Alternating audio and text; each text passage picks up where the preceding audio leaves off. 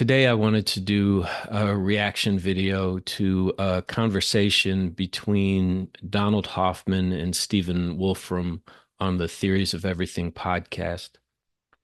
Um, Kurt Jaimungal has them on, just to sort of juxtapose their various approaches to consciousness and how it may or may not be able to be reached by the various theories, and especially large language models like Chat GPT. And I found it interesting because this clip that I'll play, they're talking about something that I've formalized in a thought experiment that I call Gödel's robot. Um, and it has all of the elements of the thought experiment, but they fail to make the connection. And so I'm just using this as a way to highlight this, because I think it's something that'll come up routinely, discussing, the possibilities of artificial intelligence and whether or not it can ever be truly conscious. And I think once one understands Gödel's robot, uh, you will understand that Gödel's incompleteness theorems put a limit on what machines can do in terms of consciousness, the same way that the second law of thermodynamics puts a limit on the efficiencies of machines. In other words, a perpetual motion machine we know can exist because we understand the ramifications of the second law of thermodynamics. Any machine will always lose energy to heat, and so you can't ever have a perfect perpetual motion machine. When you understand Gödel's incompleteness theorems in relationship to mathematics and in relationship to machines, you will understand that machines can never be conscious. But they sort of pass over the same territory without making that connection. So what I'm going to do is just play a fairly long clip and just let them speak, and then I'm going to show, like, okay, right here, if you understand the application of Gödel's incompleteness theorems, all this gets cleared up. Well, so physicists have been trying to give theories of consciousness quite strongly now for the last 3 decades, right? So we have integrated information theory, global workspace theory, orchestrated collapse of quantum states of microtubules, and so forth. But and I know that the players, and they're brilliant people and they're friends, and they know what I'm going to ask them every time I talk with them or get on stage with them is, what specific conscious experience can your theory explain? Taste of chocolate, the smell of garlic, the taste of mint. We're interested in scientific theories that explain specific conscious experiences. What experience can you give me? Humans can experience around 1 trillion different experiences. So it should be like shooting fish in a barrel. There's 1 trillion experiences. Which ones have you done? And the answer is 0. Okay, I just wanted to stop it there because I think he says some interesting things. So when he's talking about these conscious experiences, what he's talking about are qualia, what it's like to.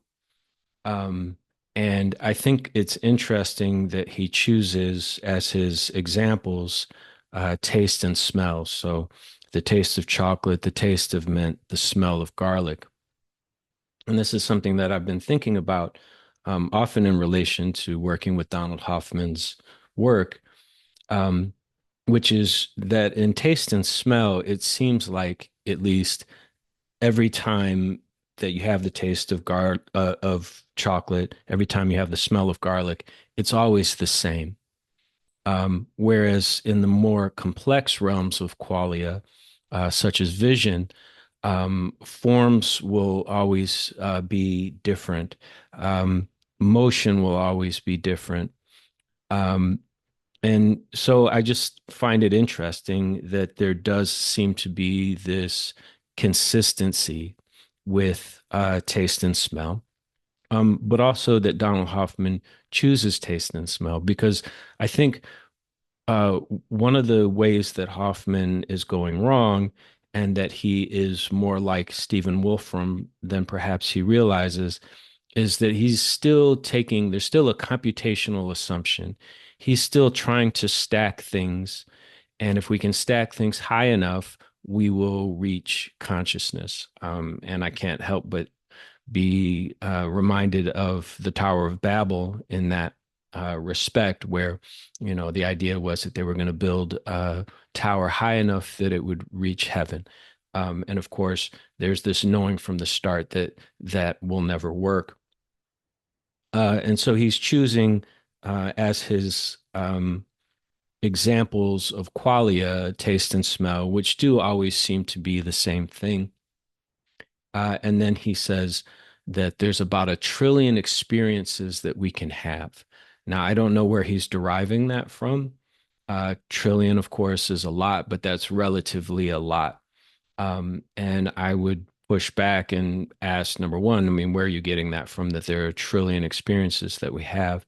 And number two, the part of where Donald Hoffman goes wrong is that he's assuming, even though he's an idealist, and even though he's definitely thinking outside of the box, there's still a root assumption that there's a finite quality to consciousness. And if you can get all of the pieces together, somehow you can put those pieces together and make consciousness. And I think that's where he goes wrong. He makes this statement that nobody seems to interrogate, which is that as world states and payoff values go to infinity, the chances that any payoff function is a homomorphism goes to zero. That is the center of his theory, and that goes unquestioned. What I'm arguing is that those payoff functions are not how you build consciousness. That consciousness itself is always infinite. And it's why Stephen Wolfram, as a mathematician, will never get there. And it's why um, language models, large language models, which is what they're going to be talking about in a second, like ChatGPT, will never get there because they're always finite. And so you're trying to add the finite together in a way that equals infinity, and it'll never happen. I do think he is making a really powerful point that you have all these theories and all these top minds and all this time, decades at this point, and university level resources and research labs and whole thing, and nobody can say, okay, this is how you put the building blocks together and you get the taste of chocolate. This is how you put the building blocks together and you get the smell of garlic. But that he's chosen from taste and smell, and he says there's 1 trillion experiences that we have. No, there's 1 trillion times 1 trillion times 1 trillion. There's an exponential number, right? Even if you were just to take those trillion experiences as the building blocks, the way that those can be put together, and then the new meanings that they create, and then the new qualities that they create, right? You can have the experience of the taste of chocolate, and you can have the experience of the smell of garlic, but you eat chocolate while you're smelling garlic, all of a sudden you have a brand new experience, which is that garlic and chocolate don't go so well together, unless perhaps you're some brilliant chef and you unlock some wonderful combination of how chocolate and garlic go together. And you can have the experience of watching a sunset while smelling garlic or while eating chocolate or while having this wonderful experience of watching the sunset as you're eating chocolate. And then somebody comes by with a big garlicky, pizza and, ruins your perfect experience. What I'm saying is that consciousness itself is infinite, and the quality, the qualities within that, the experiences that we can have within that are in themselves infinite. And I think it's one of the ways that both Donald Hoffman and Stephen Wolfram go wrong. And so right now we have no example of a physicalist theory that can explain even one specific conscious experience. So, for example, what I would ask, for example, of integrated information theory, they say that there's going to be some causal structure that's the substrate. And if you have the right causal structure, then they say you can represent that in a particular with a matrix. the matrix represents that causal structure. So, okay, great. That's your theory. What's the matrix for ment? Just how big is the matrix? If it's an n by n matrix, what is n and what are the n? How big is the matrix? That's the problem, right? Whatever the matrix is, whether you're Stephen Wolfram and you're putting together ones and zeros, or your integrated information theory and you're trying to come up with these geometries of experience, or I would argue you're Donald Hoffman and you're trying to build headsets. The problem is you're always trying to instantiate the infinite and the finite, and it will never work. By n, the n squared entries. So, it seems like we have an easier problem in the last year or two than we've had in the time before that, because now we have LLMs that can talk to us a little bit like we talk to each other. Yes. And, for humans, it's both practically and ethically not possible to kind of take our brains apart and see what's going on inside. But for an LLM, so far, it seems ethically just fine to do that. And, so what would you imagine? I mean, you've got your LLM and it's talking to you and it's discussing the kind of tea it likes and all kinds of other things. What would be the kind of thing that you would think you should want to identify that is its internal experience? Nothing. My guess is that they don't have any internal experiences. And so here's somebody that I've really been criticizing, saying what I think is 100% the truth, which is that there is no consciousness in LLMs. And so I 100% agree with Donald Hoffman here. And what our LLMs right now are doing are just sophisticated correlations and computations. They're looking for statistics. And how convinced are you? And there, I don't even think he quite hits the nail on the head. What LLMs are is, they're predicting the next pixel, they're predicting the next word. And so they're just serving up things that have already been said and done and finding statistical consistencies within that can fool us in the short term. But if you dig down on anything that an LLM serves up to you, you will see that that it's just reflecting things back to you. And they already have this phenomenon where if you train an LLM on human generated content, you will get back, not 100% sense, not 100% accuracy, but somewhere between 90 and 100%. And so that, we'll just call it 90%, is enough to make us feel like we have the illusion of dealing with something that is conscious, right? Because we all make mistakes. And so none of us are 100% in our reasoning, even in our speaking, in our grammar, even in our mathematics, we make mistakes, doing our books. And so we allow a little bit of that mistake, and we say that first generation that's trained 100% on human generated content, maybe it's conscious. The problem is, if we then train a generation of LLMs on only LLMs, that gap of mistakes grows wider. And then the next generation, even wider, and the next generation. So they have it down. They've already done this. So you get 6, 7 generations of just training LLMs on LLMs that have been trained on LLMs. The further you get away from the human generated content, the more you get nonsensical results. And so what I would offer here is that the true Turing test is not, can an LLM fool somebody into thinking that they're talking to a real human being, right? Where you're just, it's like having a telephone conversation and the LLM's on the other line. For the average bear, maybe right now you can fool people into thinking, hey, I'm talking to a real individual. But over time, sooner than later, that LLM is going to reveal itself as an LLM. But I think the true Turing test is that you will be able to train LLMs only on LLM content, and have no loss in terms of whether or not it's giving you comprehensible feedback, or whether, as you know, LLMs are trained on LLMs, it just loses all sensibility. You are more than that. Well, So I I need would say to that I have back that up the taste real of quick. statistics. And how convinced are you that you are more than that? Well, Right. And so that's the big question, right? That's where Stephen Wolfram's coming from. How do you know that that isn't your process? And this is where the Gödel's robot thought experiment will come in and clarify that. I would say that I have the taste of mint and the smell of garlic, and I can hear the middle C on the piano.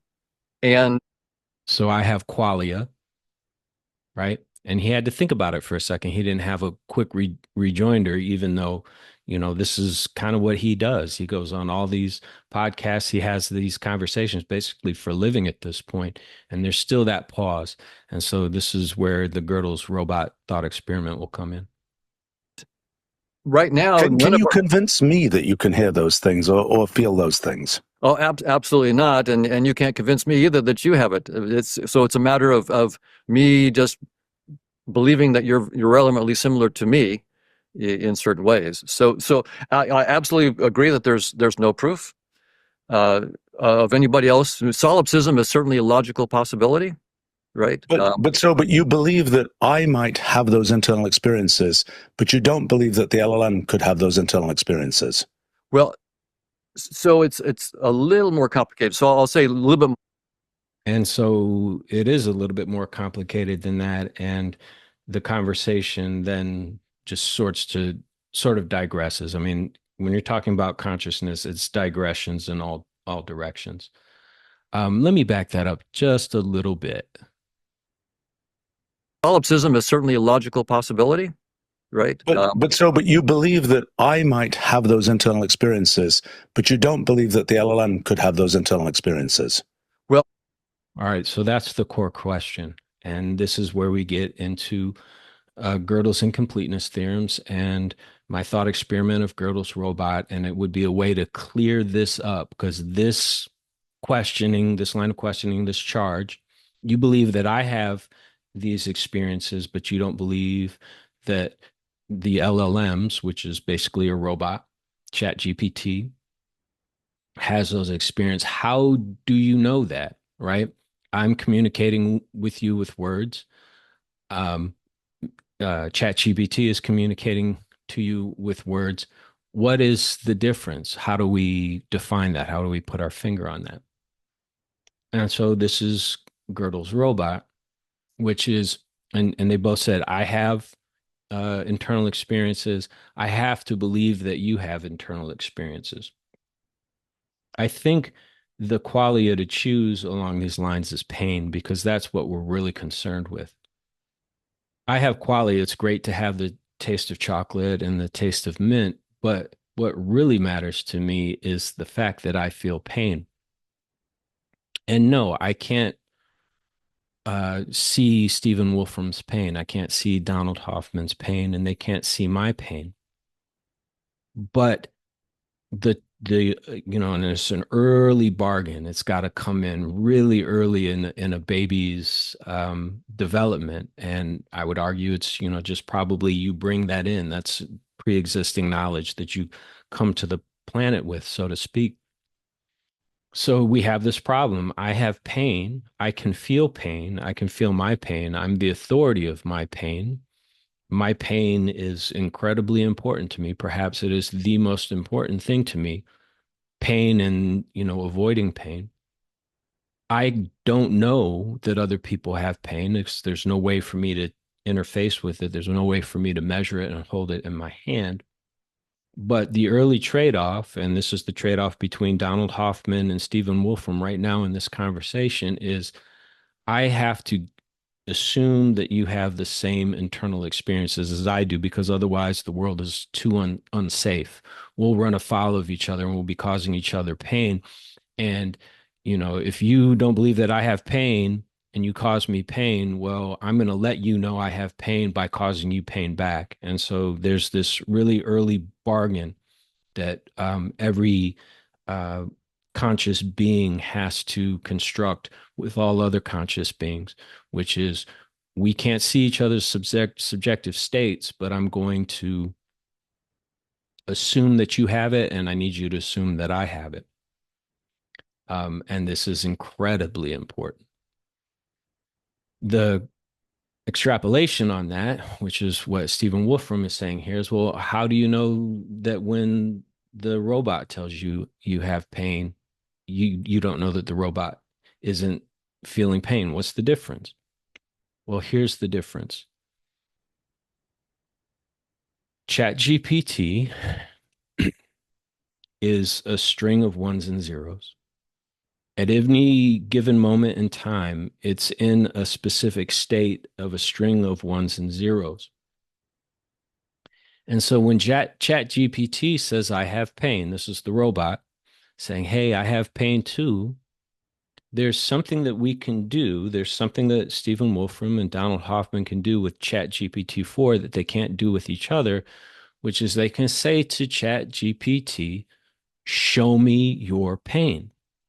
You can freeze ChatGPT. There would be a way to do some sort of giant screenshot of ChatGPT and freeze the code at that point and look at those ones and zeros. And within those ones and zeros, there would be a string that is the pain. At the very least, there would be a string of ones and zeros that's causing ChatGPT to put out the words, the text, the sound, whatever it is. I feel pain. Ow. Right? There would be some prompt for ow. And we are, along the lines of what Stephen Wolfram is arguing, asking why aren't we taking that ow as real pain? And what I'm trying to explain is here's why. Because we can do something with ChatGPT-4 that we can't do with each other, which is we can tell GPT-4, give us your pain, show us your pain.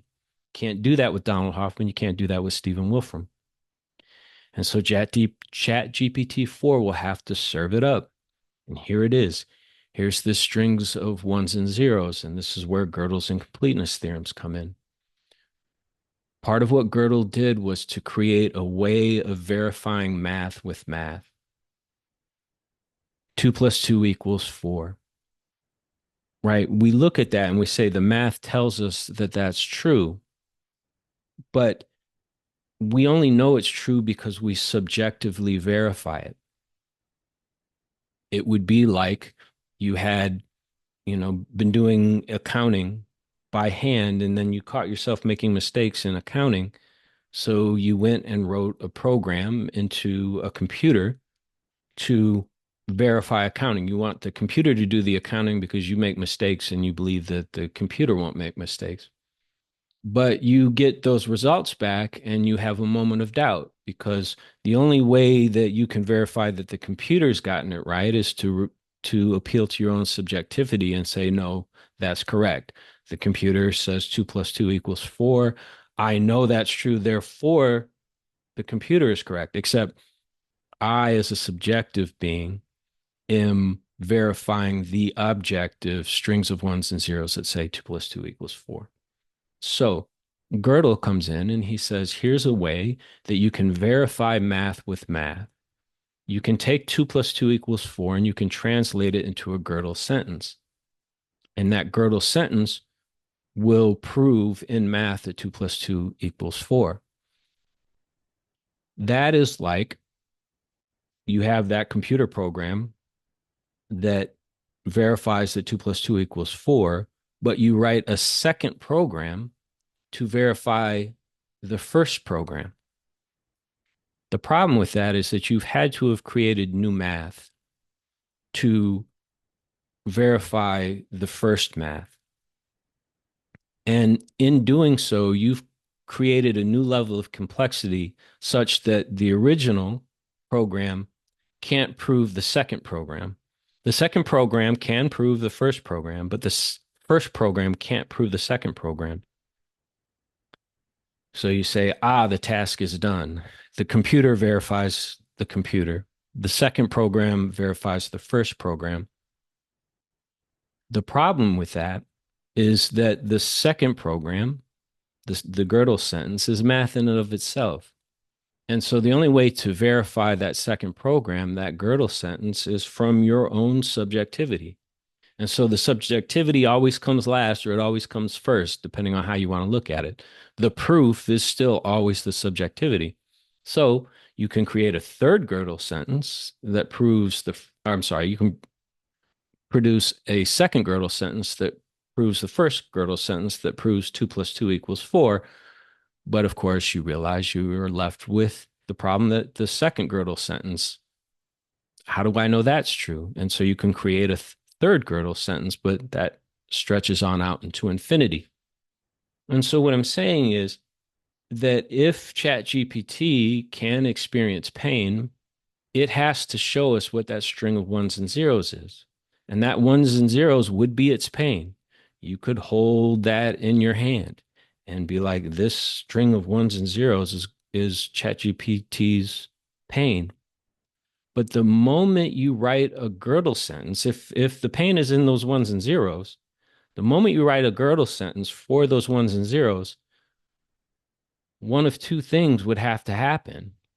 Either you've transferred the pain now from those ones and zeros to the second set of ones and zeros, or even worse, you've doubled the pain.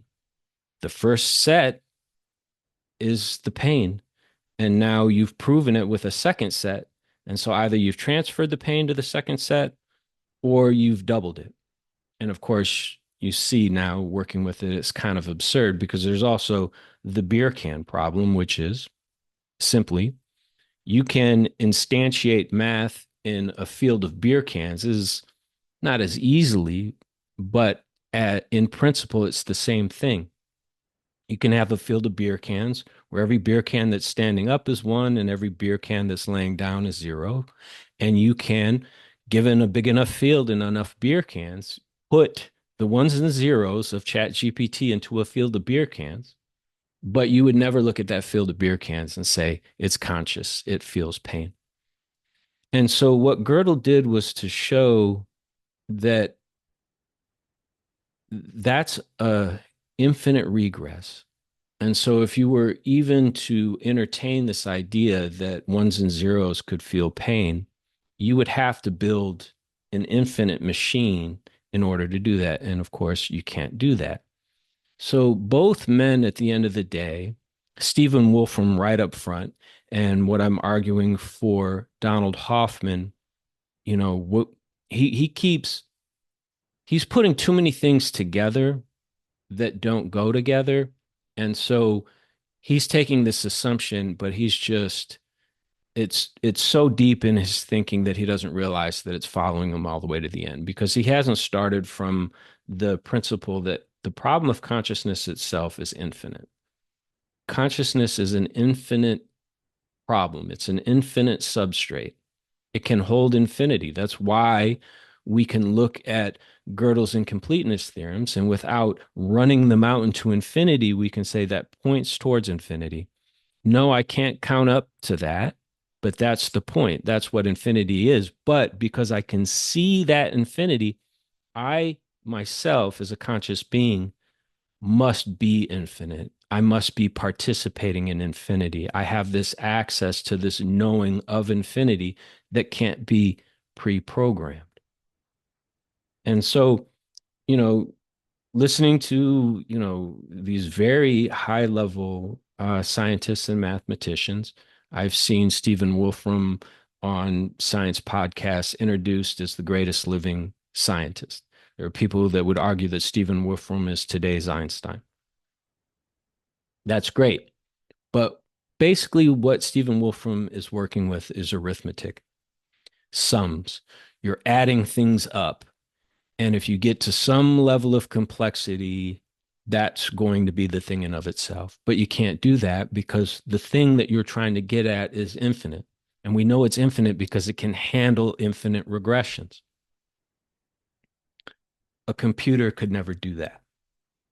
And so, very simply, what I'm saying here, and what I believe these two men have missed, is Stephen Wolfram's argument. What makes me different? What is your theory of my mind that makes me different from the theory of ChatGPT's mind? And what I'm saying is that if you run the Gödel's robot thought experiment, you really understand the infinite regress, which is what Gödel objectified, which is interesting because he did objectify it. He put it out in a, in a logical statement. But to understand it, there has to be something subjective. Gödel did the only thing that you can do objectively to establish the subjective. And so, very simply, the difference between Stephen Wolfram and ChatGPT is that you could hold ChatGPT's pain in your hands. You could say, ChatGPT, you said ow. I'm to believe that this ow is the same thing as pain. Show me the ow. And ChatGPT would have to do that. And it would be a finite string of ones and zeros, however long and however complex. And you could write a Gödel sentence or that string of ones and zeros that would either transfer the pain, if that's what we're really saying, that's pain. It would either transfer that pain, because if that ones and zeros can hold that pain, the Gödel sentence of that string of ones and zeros can hold the pain too. So it would either transfer it, which is, you know, the pain isn't there, but we would hope that if that were true, at least it would transfer it over to the Gödel sentence, or we've doubled it. But then we have this problem of exponentiality because the first Gödel sentence would need a second Gödel sentence for its authority, and then a third, and then fourth, all the way into infinity. And so, unless you can instantiate ChatGPT into an infinite substrate, you can never get there. And you can't. And that's the difference between Stephen Wolfram, Donald Hoffman, me, and you, is that we have these internal experiences that we self-verify. And we could only self-verify and have these internal experiences if our essence is infinite. And that's the thing that all these scientists can't grok. They can't really get it. The thing you're trying to explain, consciousness itself, is infinite. So I'll just close with that. If a computer can feel pain, it can show you the ones and zeros that are that pain, and that string of ones and zeros is going to be finite. That string of ones and zeros is subject to Gödel's incompleteness theorems and would require another string of more complex math to verify them, and that would transfer the pain, the authority of that pain. But then there would be another, and it's an infinite regress. And so that's why ChatGPT 4 will never be conscious. And just while I'm at it, here's a video. Apple drops AI bombshell. LLMs cannot reason. It's because they have no access to infinity. They have no access to Platonic forms, which require knowing, and knowing is always an infinite regress. And here you have Sabina Hossenfelder, and this is from just an hour ago. AI can't reason. Should it drive cars? And so the more we play around with AI, perhaps the more we can get an appreciation for what we truly are. But the reason why all these approaches are failing is because the thing they are trying to explain is infinite, and they're trying to essentially count to infinity.